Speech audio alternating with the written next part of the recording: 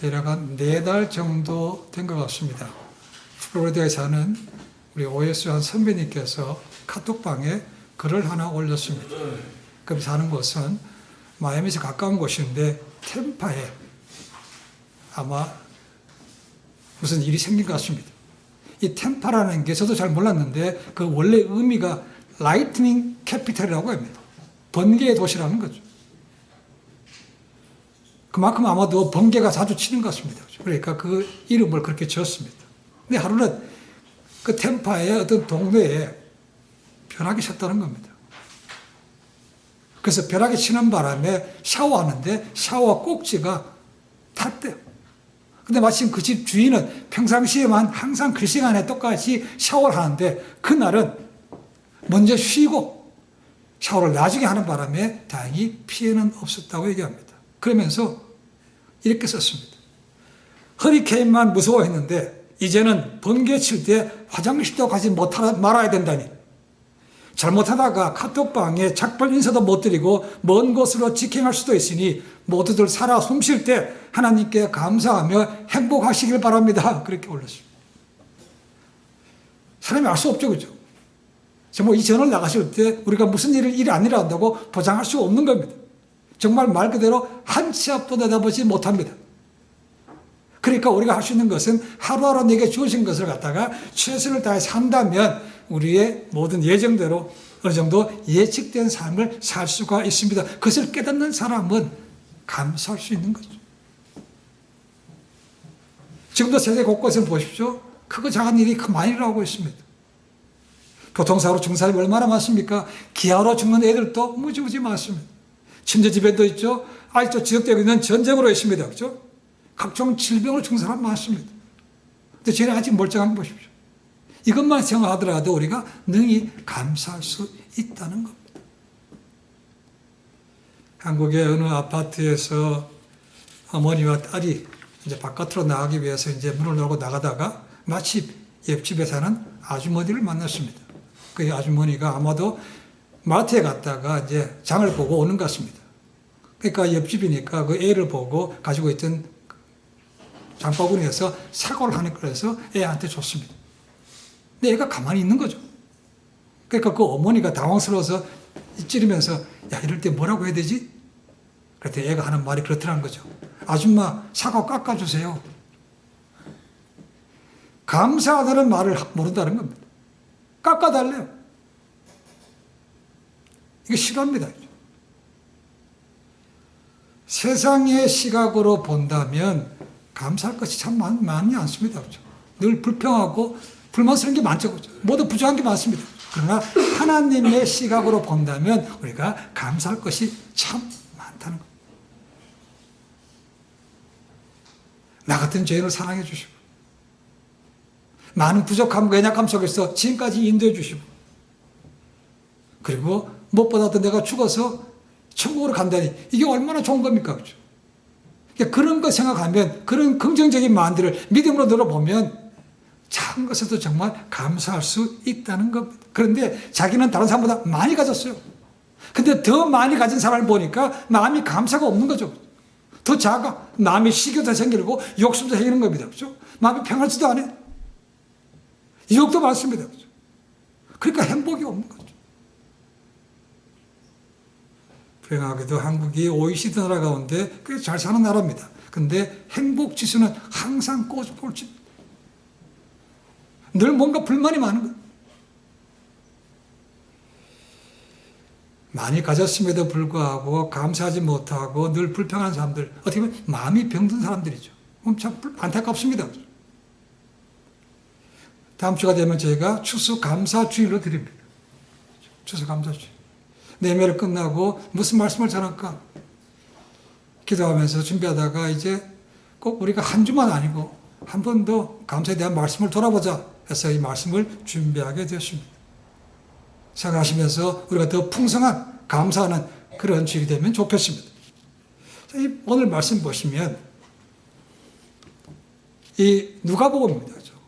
누가복음은 물론 누가가 썼습니다는 받는 독자가 헬라 사람들입니다. 그래서 다른 마태, 마가, 요한복음에 비해서 굉장히 유대인의 색채가 적습니다. 그리고 기도를 굉장히 많이 강조하는 책이 바로 이 누가복음입니다. 그러니까 유대인의 색채가 없다가 보니까 자연적으로 이방인들의 숫자가 많은데 그 가운데서 소외된 사람들로 탑픽이 나오는 것이 많습니다. 소외된 사람들. 사회적으로 좀 뒤떨어진 사람들. 유대인이 보기에는 죄인이라고 여기는 사람들. 그러니까 우리가 잘 아는 대로 선한 사마리아의 비유도 누가복음에 나옵니다. 그렇죠? 세리의 삭개오에 대한 얘기도 누가복음에 나옵니다. 그리고 다양한 여인들이 나오는데 거기 보면 몸을 파는 여인에 대한 얘기도 많고 아들을 잃어버린 과부 얘기도 있고 세리에 관한 이런 것들도 많이 나온다는 것이죠. 그러니까 오늘 등장하는 이 본문에 세 사람이 나오죠. 그렇죠? 한 여인이 있고 바리새인이 있고 예수님이 등장합니다. 여인입니다. 그냥 여인이 아니고 일반적인 여인이 아니고 오늘 말씀 보시면 죄가 많은 여인이라고 되어 있습니다. 그 죄가 많은 여인이 예수님께 나왔다는 거죠. 그리고 나와 있는 바리새인은 40절에 보면 이름이 나와 있습니다. 시몬이라고 되어 있습니다. 자, 복음서에 보시면 예수님과 바리새인과 서기관들이 적대 관계가 많이 나옵니다. 그렇죠? 근데 모두가 다 적대 관계는 아닙니다. 오늘 말씀 나오는 시몬 같은 사람도 좀 호의적으로 초청하는 것을 우리가 볼 수가 있습니다. 이 당시 풍습에 의하면 안식일에 말씀을 전하는 사람이죠. 그렇죠? 랍비라든가 예수님도 그런 분 가운데 한 분이니까 끝나고 나면 자기 집으로 초청해서 식사를 대접하는 경우가 자주 있었다고 얘기합니다. 오늘이 이번이 그러니까 아마도 예수님께서 말씀을 전했기 때문에 바리새인이 자기 집으로 예수님을 초청하신 거죠. 어쩌면 이날이 안식일인지도 모릅니다. 근데 이 바리새인은 예수님을 초청해 놓고는 아마 대접이 좀 소홀한 것 같습니다. 그래서 특별한 거 없이 그냥 뜰에 있는 테이블에 예수님을 모셔놓고 이제 식사 준비를 합니다. 예수님은 거기 앉아 계십니다. 근데 갑자기 한 여인이 등장합니다. 그리고 예수님은 뒤에 와서 보다가 눈물을 뚝뚝 흘려요. 주체할 수 없는 눈물이 흐르는 거죠. 그런 눈물이 예수님의 발에 떨어졌습니다. 그러니까 이 여인이 자기 머리털을 풀어서 자기 머리털로 예수님의 발을 닦았습니다. 그리고 그 팔에 입을 맞췄습니다. 그리고는 그것도 부족해서 향유를 그 팔에다 부었다고 기록하고 있습니다.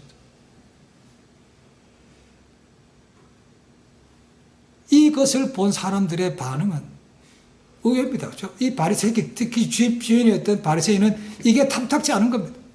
우선 저 여자가 온 것 자체가 등장한 것 자체가 마음에 안 들어요. 왜 그렇습니까? 이 여인이 사람들에게 알려진 대로 죄인이었기 때문이죠. 뭔 죄인지를 얘기하고 있지 않습니다. 그렇죠? 그래 가장 추측해 볼 수 있는 것은 이 여인이 몸을 파는 여인이다. 아니면 간음한 여인이라는 거죠. 그 외에는 다른 방법이 없습니다. 이런 여자가 자기 집에 거룩하다고 얘기하는 바리새인 자기 집에 오는 것 자체가 싫은 겁니다. 저런 여자가 내 집에 왜 와? 그리고 손님한테 이게 무슨 저런 행동을 할 수 있나 이렇게 생각했다는 겁니다. 우리가 잘 아는 대로 세리 같은 사람, 특히나 낙타를 하고 동물을 잡아서 가죽을 벗기는 사람들은 그 직업 자체가 이것이 죄라고 얘기했습니다. 여자로 본다면 몸을 파는 여인은 윤리적으로 당연히 죄인이라고 얘기했습니다. 그러니까 이 동네 모든 사람들은 이 여자 가까이 하기도 싫은 것이고 불쌍히고 자기 집에 오는 것도 싫은 겁니다. 그런데 이 여인이 예수 옆에 나와서는 주체할 수 없는 눈물이 뚝뚝뚝 떨어지는 거예요. 그리고 이 여인이 예수님 앞에서 자기 머리털을 풀었다는 것은 그 당시 풍습으로 본다면 여자의 긴 머리는 굉장히 아름다움의 상징입니다. 그런데 단지하게 묶는 것이 맞는데 이것을 풀었다는 것은 수치스럽다는 겁니다. 심지어 어떤 책에 보면 여자가 타인들 앞에서 머리를 푸는 것은 이혼 사유가 될 수도 있다고 말합니다. 그런데 그에 관계없이 자기 머리를 풀어서 예수님의 발을 닦았다. 거기 있는 사람들이 이 여인을 보고 놀란 것이고 또 그런 돌발적인 행동을 보고도 놀랐을 것입니다. 그런데 여인은 아랑곳 하지 않습니다. 남들이 뭐라고 하든 간에 자기 할 일을 지금 하고 있는 겁니다. 향유를 깨뜨려서 예수님의 발에다 부었습니다. 이 옥합이라는 것을 깨뜨렸다고 되어 있는데 옥합은 향유를 담는 투명한 하얀 돌로 장식된 병이라고 얘기했습니다. 요즘 병이 향수병 같은 거 아주 고급스럽게 보이기 위해서 병도 예쁩니다. 그죠? 아무도 그런 비싼 걸 담았기 때문에 그 향유를 담은 옥합도 굉장히 고급스러워 보였을 겁니다. 그걸 깨뜨려서 부었다는 거예요. 이 향유라는 것은 그 당시의 풍습에 의하면 식물로 된 즙에다가 향유, 좋게 냄새나는 것을 섞어서 만든 것으로 다양한 용도가 있다고 합니다. 물론 여자들이 장식용으로 쓰고 냄새 좋은 것도 있고 그 다음에 방부제로도 쓰였고 더 나아가서 우리가 예수님께서 돌아가신 다음에 시신을 할 때 닦는 것이 있죠. 그것도 향유였습니다. 향기자는 그런 역할도 썼다는 겁니다. 굉장히 비싼 겁니다. 이걸 깨뜨려서 발에 부었다고 되어 있습니다. 시몬은 불쾌합니다. 저거 어떻게 여자가 저렇게 하고 있어? 더 나아가서 예수님에 대해서 얘기합니다. 예수님이 그 여자에 대해서 뭐라고 하신 것도 아니고 오히려 즐기는 것처럼 보이는 거죠. 그러니까 속으로 생각합니다. 아니, 저분이 저 여자가 누군지 알았으면 저렇게 하면 안 되는데 라고 했다는 겁니다. 그러면서 뭐라 합니까? 이 사람이 선지자가 맞아? 선지자라면 이 여자가 어떤 여인인 걸 알고 오지 말게 했어야 된다는 것이죠. 시몬은 그렇게 생각한 겁니다. 예수께서는 그 마음을 보시고 시몬한테 얘기합니다. 상식적인 답을 묻습니다. 자, 비유가 뭡니까?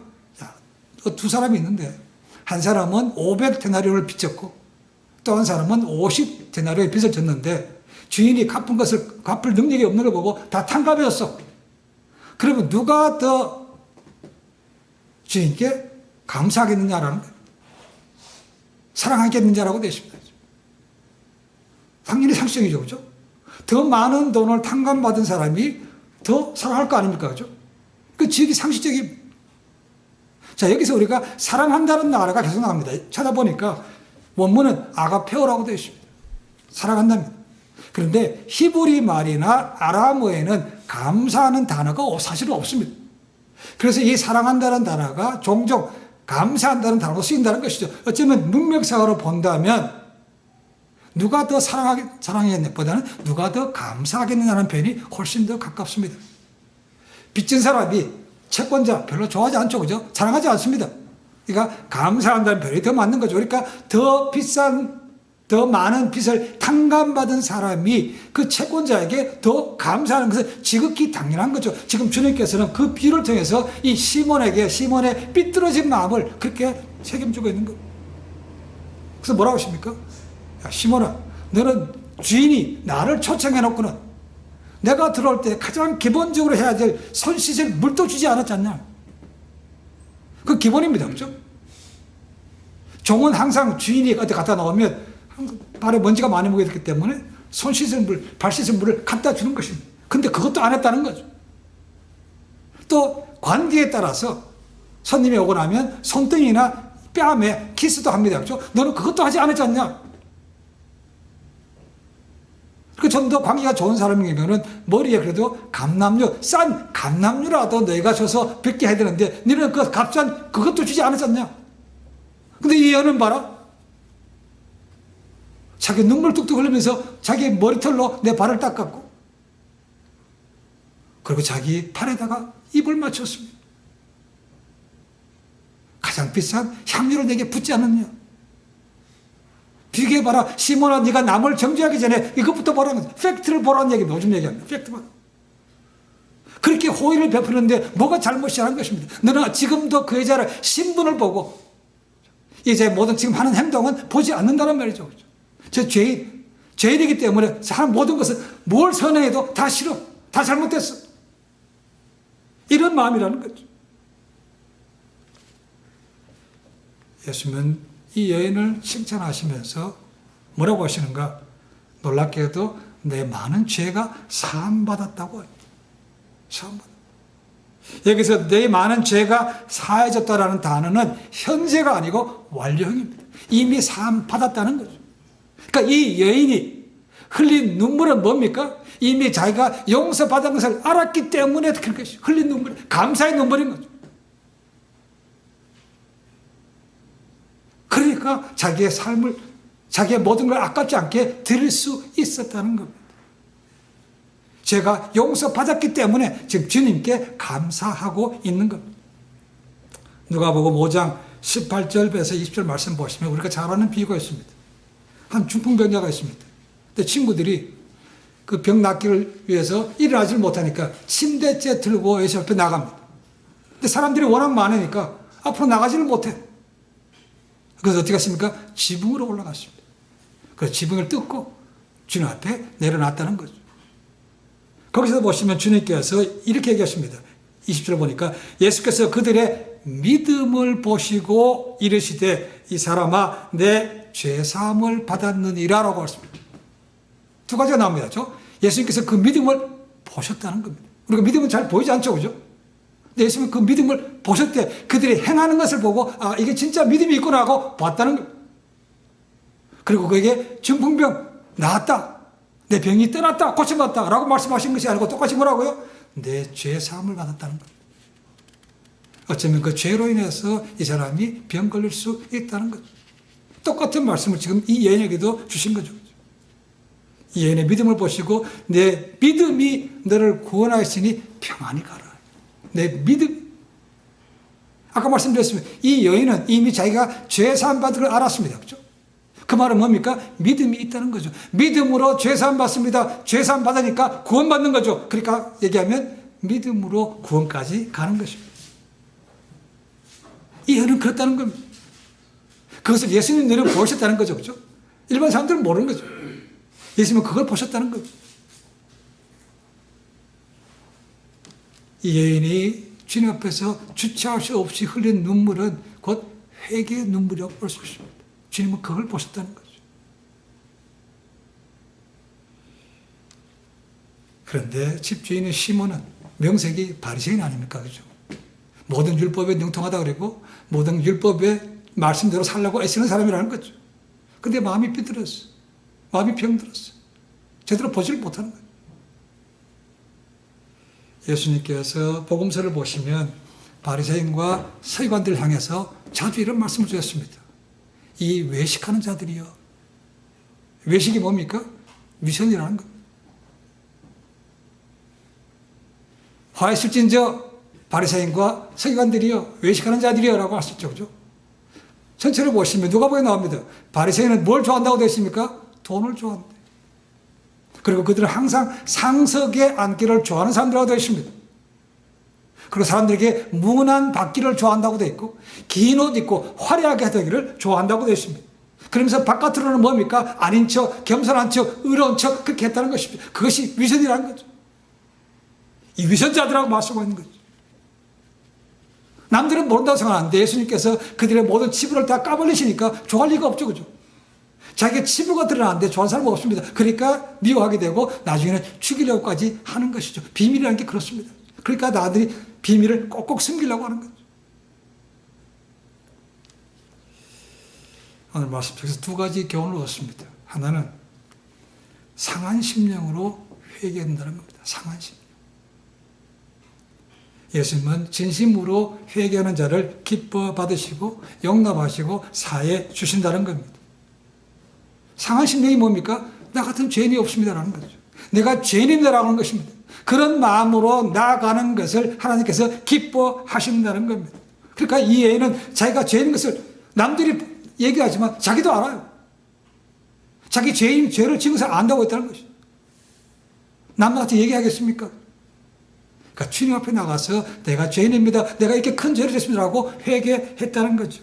그 눈물 흘린 주차선 눈물이 바로 그런 의미라는 거죠. 하나님 앞에서 죄를 회개하는 모습은 우리가 다양할 수 있습니다. 그렇죠? 근데 예수님은 그 여자의 흘린 눈물을 보고 그의 믿음을 보셨다고 하는 거죠. 믿음. 내 믿음이 너를 구원했다. 내 믿음으로 죄사함 받았고 재산 받았기 때문에 결국 구원받았다는 겁니다. 그죠? 근데 그녀가 진정으로 했다는 겁니다. 진정으로. 아니, 뭐 이거 받으니까 복 받겠지. 그 받으니까 구원 받겠지. 그렇게 헛되게 한 것이 아니었다는 겁니다. 진심으로.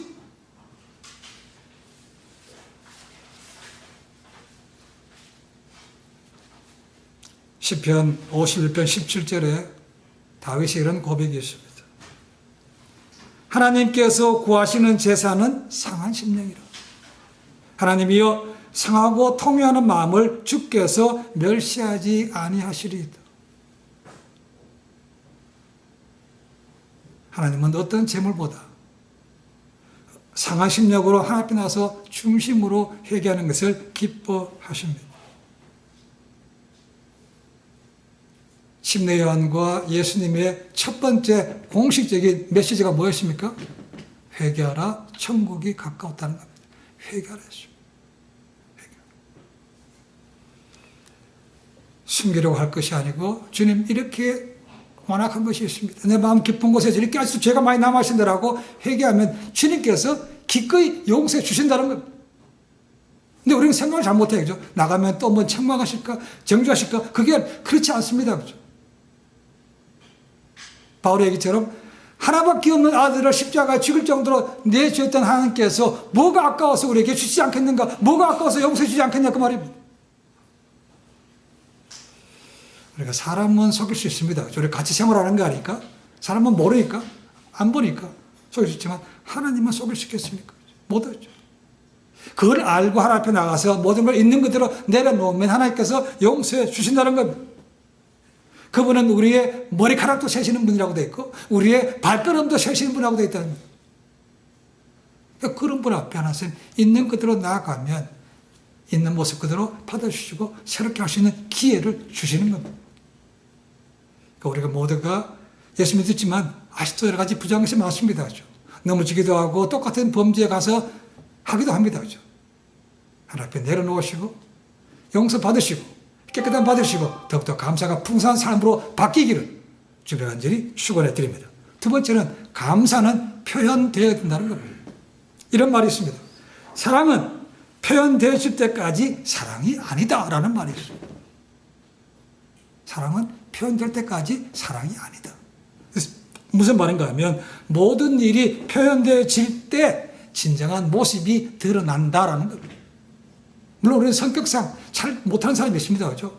뭐든지 잘 표현을 잘 못해. 근데 그 태도를 보면 그걸 알 수 있어요.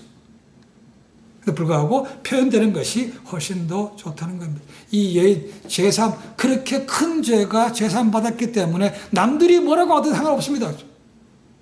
나의 기쁨을 주님께 그대로 표현해 드렸다는 겁니다. 오늘 말씀 보시면 그 여인이 죄 용서 받았기 때문에 감사를 한 것이죠. 그죠? 감사했기 때문에 용서받은 게 아닙니다. 그죠? 그걸 하셔야 됩니다. 예수님께서 그녀가 와서 헌신하는 거 보고 잘하니까 그래 너 죄산 받았어요. 이게 아닙니다.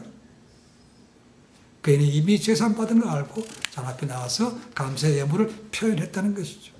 근데 오늘 보시면 언제부터인가 우리는 너무 당연하게 이런 것들이 참 많습니다. 그죠? 당연해.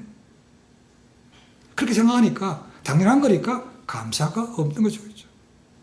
그리고 감사가 입술에만 국한된 것도 참 많습니다. 감사가 없는 신앙생활, 메말라버린 신앙생활에서 기쁨과 성령의 열매가 풍성하게 맺어지겠습니까? 아니죠. 오히려 그런 메마른 신앙은요, 남에게 정죄까지 합니다. 지금 오늘 보았던 바리새인이 그겁니다. 율법은 많이 알지만 삐뚤어졌어. 그 하나님을 보고도 야, 죄자가 10분을 저는데 그도 죽게 알아보고 감사할 수 있네. 이렇게 칭찬 한마디 없습니다. 아니 죄자가 왜 저래? 이런 식으로 나가는 거예요. 그러니까 마음의 감사 중심이 없으면 그렇게 나아간다는 것이죠.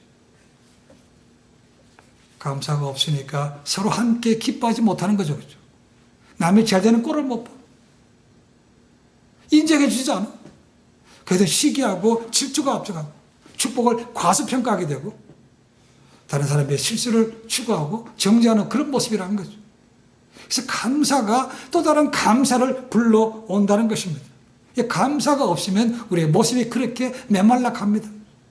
감사는 표현하지 않지만 그런 나쁜 것들은 쉽게 또 드러나요. 그럴듯하게 포장은 하지만 십자가에서 예수님은 이런저런 묻지 않았습니다. 가장 모든 죄를 지시고 형벌을 대신 받으셨습니다. 그리고 우리가 한 것도 없이 받았기 때문에 그 은혜가 공짜로 받았다고 얘기합니다. 값없는 은혜라고 얘기합니다. 값없는 은혜라고 해서 우리가 감사하지 못한다, 감사를 바라지 않는다, 그건 아닙니다. 그렇죠? 오히려 값없이 받았기 때문에 그 은혜가 크다는 거죠. 그걸 깨닫는 사람은 어떤 경우에든 감사할 수 있습니다.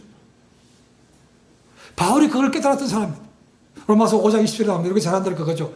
죄가 큰 것에 뭐가 크다고요? 은혜가 크다고 얘기합니다. 죄가 큰 것에 앞에 주님께서 말씀하셨던 그거죠. 그렇죠? 500데나리온 탕감받았어. 50데나리온보다 훨씬 더 감사가 큰 거죠. 그렇죠? 그래서 죄가 큰 것에 큰 죄가 탕감받았으니까 훨씬 더 감사가 많다는 거죠. 어떻게 아는가? 바울은 늘 자기가 바리새인 때 그런 히브리인으로서의 그런 장담보다는 나쁜 것이 많았다는 거죠. 주님 만나고 보니까 훨씬 더 나 같은 죄인이 없다는 거죠. 디모데전서 1장 15절 말씀 나오죠. 바울은 내가 죄인 중에 뭐라고요? 괴수래, 보스라는 겁니다. 근데 그런 사람을 용서했어. 그런 사람을 사역을 불러주셨어. 그러니까 감사하고 내가 그리스도의 종입니다. 둘로스라고 표현을 쓴 거죠. 배 밑창에서 자유도 없이 그냥 배가 깔아앉으면 같이 죽을 수밖에 없는 그런 사람으로 자기를 늘 예수 그리스도의 종나 바울은 우리가 처음 예수님을 영접할 때, 믿게 될 때, 참 눈물, 콧물 다 팍팍 쏟았어요. 근데 시간이 지날수록 그 받은 은혜가 희미해져 간다는 겁니다. 식어져 간다는 겁니다. 어쩌면 잊어버릴 수도 모릅니다. 그런 모습을 보셔서 주님께서 강금 우리에게 그것을 다시 기억날 수 있도록 만들어주신 것이 감사한 거죠.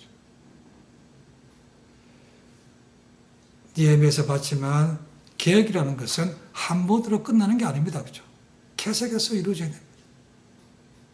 우리가 믿음을 크게 세 단계로 나누면 칭의, 믿음으로서 얻게 된다는 칭의가 있고 그 다음에는 성화입니다.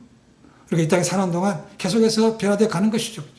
그리고 맨 마지막에 주 앞에 서면 우리가 영원하게 된다는 것입니다. 우리는 지금 성화의 단계가 있습니다. 매일매일 트랜스폼, 바뀌어져 가야 되는 것이 많은 거죠. 잃어버렸던 은혜를 찾아야 된다는 겁니다. 깨닫지 못하면요. 부모님 은혜도 마찬가지입니다. 그렇죠? 돌아오신 다음에 통탄하죠. 그때 잘할 걸.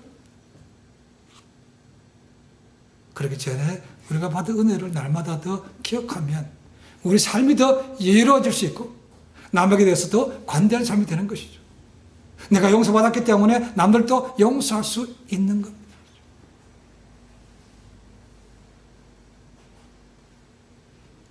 죄를 많이 범한 자가 더 많이 회개하는 것이 아니고 죄의 깊이를 깨닫는 자가 더 회개를 깊이 한다는 겁니다. 물론 많으니까 더 감사할 수 있죠. 그렇죠? 그래서 죄의 심각성을 깨닫는 사람은 작은 것이라도 이게 심각한데라고 깊이 회개할 수 있다는 것입니다. 통회할 수 있다는 겁니다. 우리가 그런 심령이 되어야 되는 것이죠. 그런 사람이야말로 팔복의 첫 번째 나오는 심령이 가난한 자가 복이 있나니 천국이 저의 것입니다. 심령이 가난한 자. The poor in spirit이나 the broken heart나 같은 말이라고 저는 봅니다. 더 많이 회개하고 주 앞에 더 엎드리면 하나님께서 그것을 보시고 받아주십니다. 기뻐 받으시고 깨끗하게 하시고 우리 삶이 풍성하게 만들어 주십니다. 추수감사절을 앞두고 한 해를 돌아보면서 혹시나 지나쳤거나 혹시나 당연한 것을 없는 건지 다시 한번 돌아보시고 감사를 회복함을 통해서 더 풍성한 감사가 있는 그 마무리가 주님 보시기에 합당한 그런 삶으로 바뀌기를 저는 간절히 축원해 드립니다. 기도하겠습니다.